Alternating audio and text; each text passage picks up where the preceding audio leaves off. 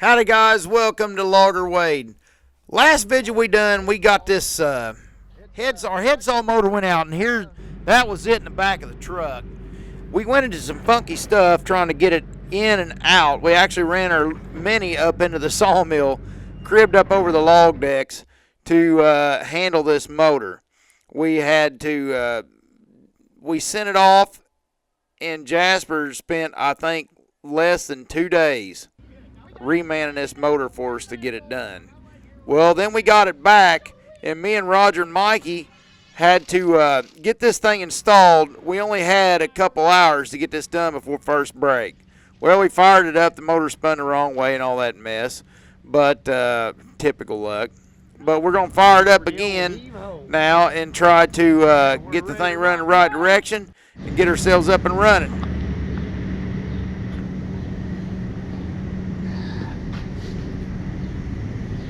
Ookie, ookie, ookie, oh. Ookie, ookie, ookie, oh. Reggie.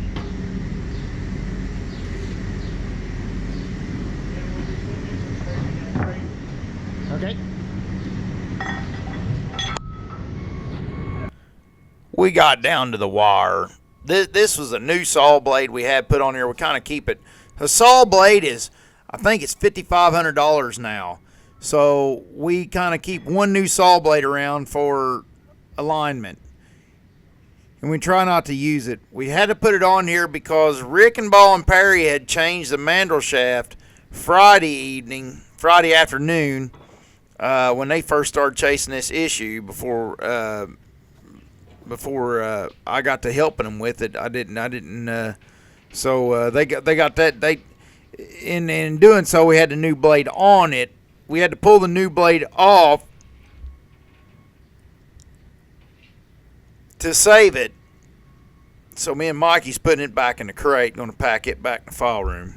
So that's our good blade, and we save it so we can do our setter lead and stuff like that with the good blade. We just changed the manual hunting down this bearing issue and stuff, so that's kind of how that happened. Oh, hang on, my fingers are wrong. Okay. Out the door we go.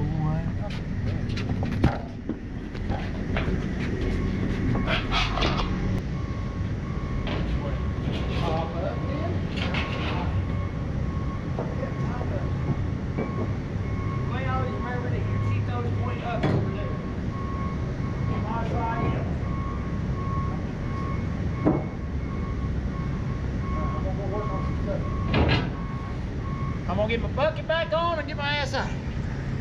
Like I said, I'll put this on sharp. You want me to go tell them this? Good? Yeah. Good? Yeah, I'm good. Happy, happy. Don't forget your drink up here. Okay, let's put our bucket on. We'll get this dent in out of here.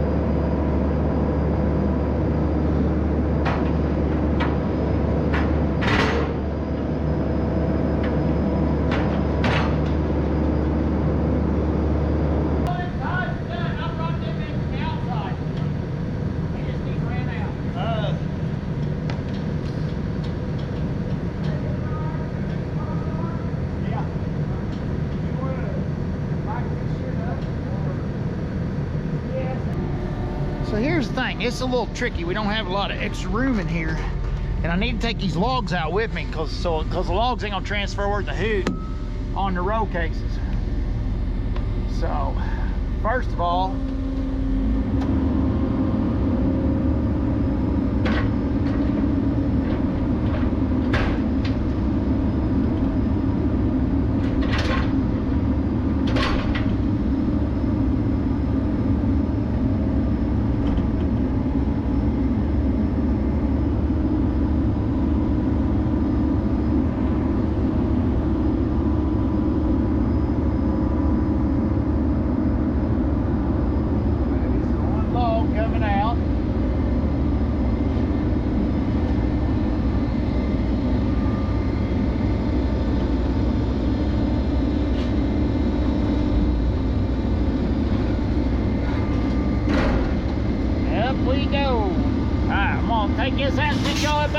truck and watch me come out of here then.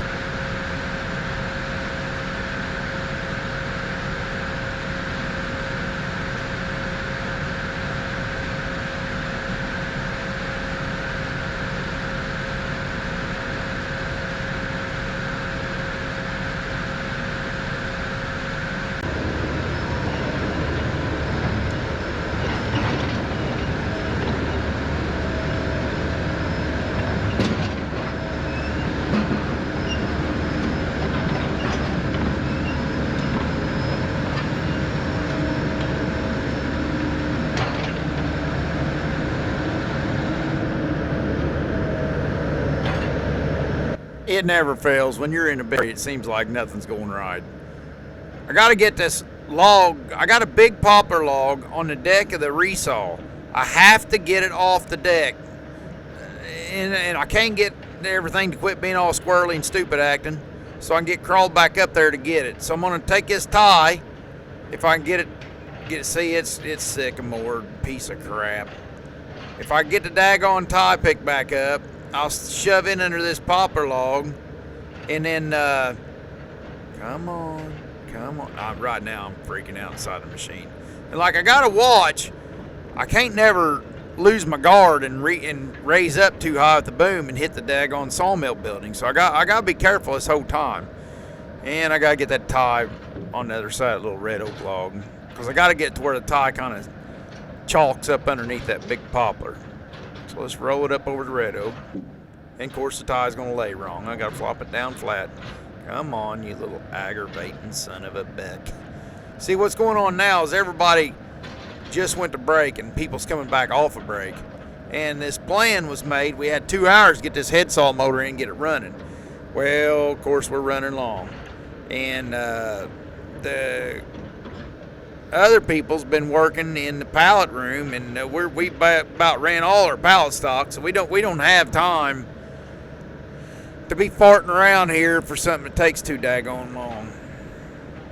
Because when you get this thing up and moving, now I just need to get up there high enough without screwing up and getting in a big slide and something getting wally-cocked and then smack the side of the building or something. I got to get in there to get this big log. Trying to get a hold of it now. I just gotta get it. There it is. There it is. That was on the resaw return rows. And once I get it flopped up over that, that means I got all the logs and the pulp bunker on the hourglass rows of the debarker. So we can get.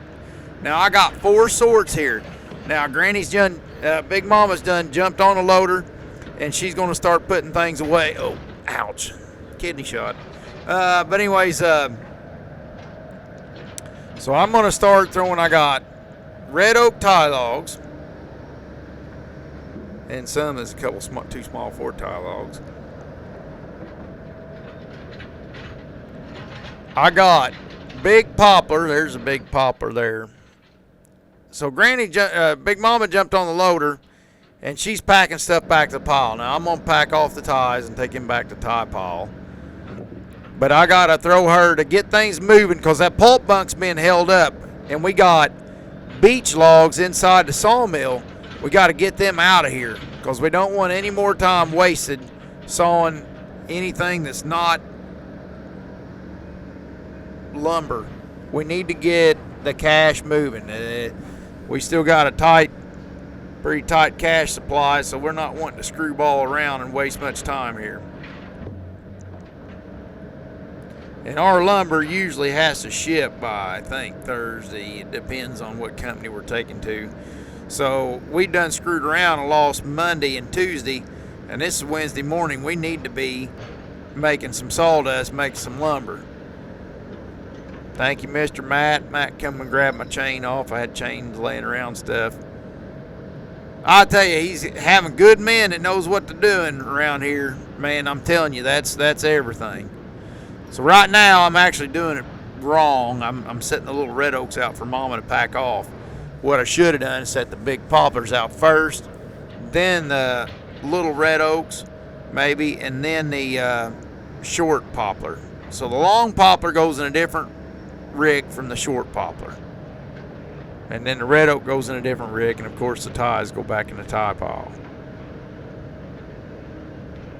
And the quicker I can get this stuff out of the pulp bunk, the better off we are. Because right now they're waiting to run them logs off, waiting on me to get this stuff out of the way while everybody's coming back off a break. And they come back off a break expecting to fire a sawmill up. Well, it's going to be under rude awakening because they're going to find out that the daggone lead's sitting wrong in the saw. But what the lead is on your head saw mandrel. Your mandrel is what your head saw is. It's what the collars is mounted on that your saw blade goes on. And the mandrel for us, you kind of set what they call lead. And what lead is your head saw, as it's going through the log, it kind of wants to run out because you're sawing on something that's anybody that's ever ran a chainsaw or anything knows how you try to kind of go the path of least. Look at that little mini really pull on that big logs. Of course it is poplar, it makes it look better than what it is, but that little guy, I'm telling you, it's a 308D cat, and I love the daggone thing. We use the crap out of it. Big Mama had us keep them rubber tracks. I wanted to get just normal triple grousers for it because the rubber tracks are expensive, and Mama said, no, keep your rubber tracks. And I'm telling you, that was a fantastic decision. We use this little thing all day. Well, not all day, every day, but we use it all the freaking time. That machine gets used about as much as a wheel loader does around there. It's just always doing something. It does all kinds of little knickknacks. It's nice to have long reach in something that can get in tight spots. And a good sorting machine. It's good at sorting. These little excavators in general, and swing machines are real good for sorting. But anyhow, let me get back to what the situation is. So we're going to try to fire up, but we're going to find that the lead's off on the saw. Now your saw, if you push wood into a saw blade, and there's a chance there's a path of least resistance, it'll try to kind of lean towards that path, especially if it starts getting dull. So what you do is you put lead in it. So the mandrel is actually adjusted to where the saw blade's 56 inches in diameter. The mandrel is set to where it actually has 30 seconds of lead from the front of the saw blade to the back of the saw blade. That means that the front of the saw blade leans into the carriage 30 seconds of an inch. And if that lead ain't set right, the saw blade will either saw in, out, drag, something. You know, heat up the body of your saw. It's just, that lead's a crucial number. And we somehow, in the hecticness of getting things moving, we actually got messed up and set the lead bass backwards. And when Mikey started sawing here in a little bit, you'll see he made a couple swipes and the stall started sawing out. And then I was like, all right, that's it. YouTube's over. I'm getting to work. You know what I mean? So I didn't cover any of it, but we got the lead set right. That kicked us back about another hour. Everybody had to piddle, clean, fart around, waste time, kick cans, whatever. And then we finally got started up at about, I think, let's see, 7:45. Probably got started about 9 o'clock. So we are going to, when we get moving here, we're going to really be making up for lost time.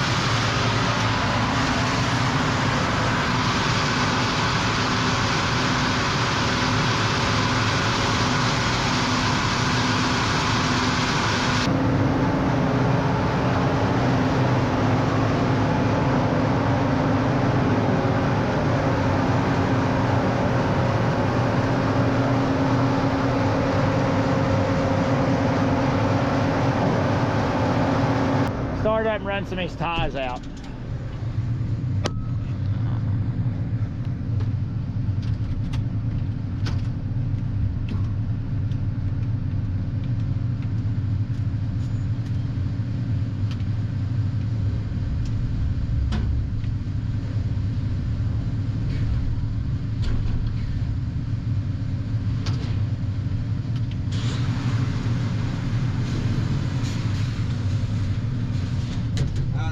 All them are done. Mikey's waiting on. I guess he said he can't get none of them off there. I don't know why. Oh, Joey's. So what we're doing, this is tie logs. We don't have no market for beats because everything sucks right now, so we're just cutting them into ties and pallets. We gotta clean these off because they've been down for 2 days to keep the cash moving. We need to get some money back on these freaking skids, so get this junk off here and get this red oak on here so we can start sawing a little bit of money. Mikey's backing the skids up.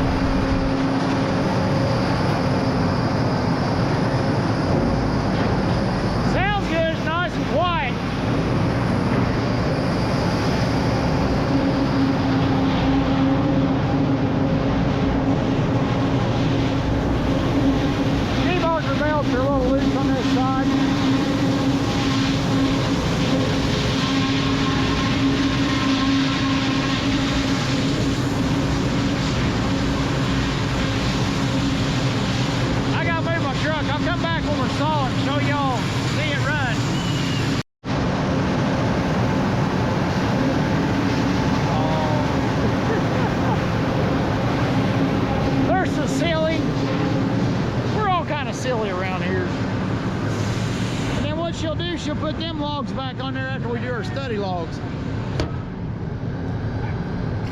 now, I don't know how the fucking chipper was already all when I just put the blades in it. Like it didn't even cut that. And then I took them off. Oh, they sharpened it? I guess. I'll go check. Sorry.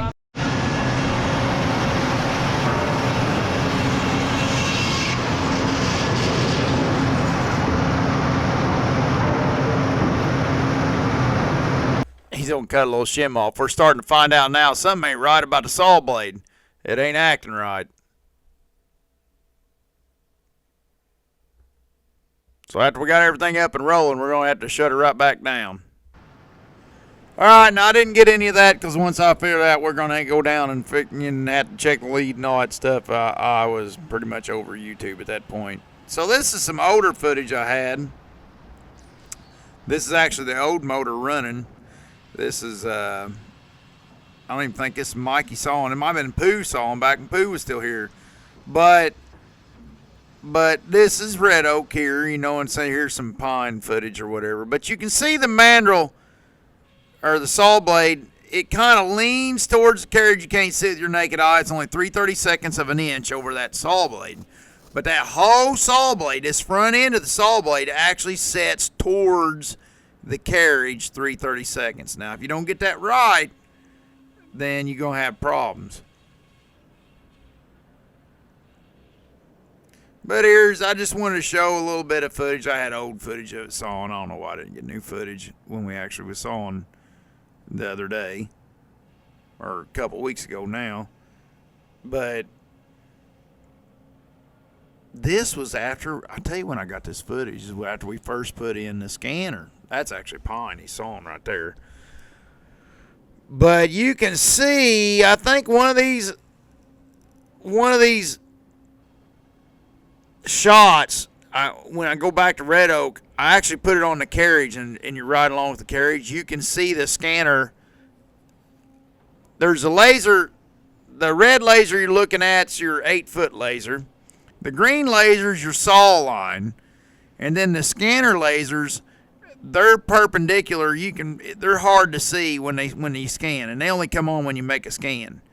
But you can see when it goes to riding on the carriage here in a little bit, you'll be able to see the scanner. And what the scanner does is it flashes a scan of the log when you hit the compute button, and then it'll set out the log. It automatically brings the log out. You see how the green line jumped up on the log at your saw curve?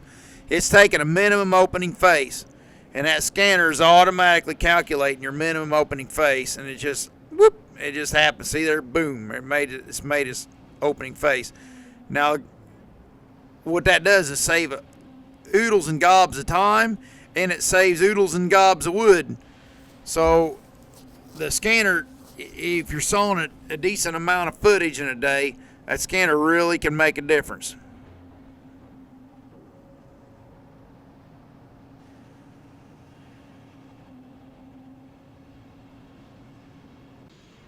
Now here's a shot on the carriage.